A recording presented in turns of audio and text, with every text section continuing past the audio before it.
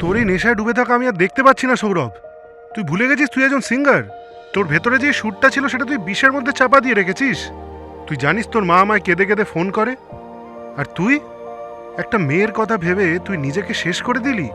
তোর ট্যালেন্টটাকে নষ্ট করছিস। শিওর, সেটা তো অনেকদিন আগেই মরে গেছে শ্যাম। আমাকে না জ্ঞান দিস না, বুঝলি তো? আমার শরীরের রক্তে এখন শুধু আগুন, যাকে ঠান্ডা করার মতো কেউ নেই। আর শোন, তোকে বলেছিলাম একটা মেয়ের ব্যবস্থা করতে, করেছিস তুই ব্যবস্থা? হ্যাঁ, তাড়াতাড়ি পাঠা।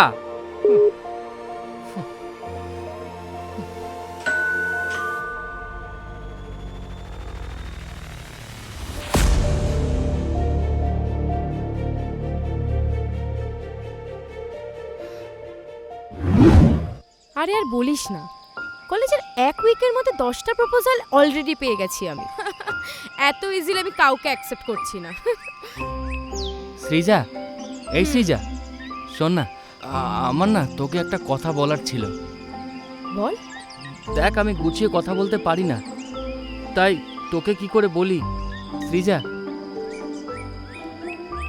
I love you. তোর সাহস কি করে হলো? আয়নার নিজের মুখটা দেখেছিস? তেলের শিশি মাখা মাথা, এই গেও মার্কা চশমা, তুই আমার যোগ্য? শোন সৌরভ, পৃথিবীতে তুই যদি একটা মাত্র পুরুষও বেঁচে থাকিস, আমি তাও তোকে ছুঁয়ে দেখব না, ঘৃণা করব। নাও গেট লস্ট।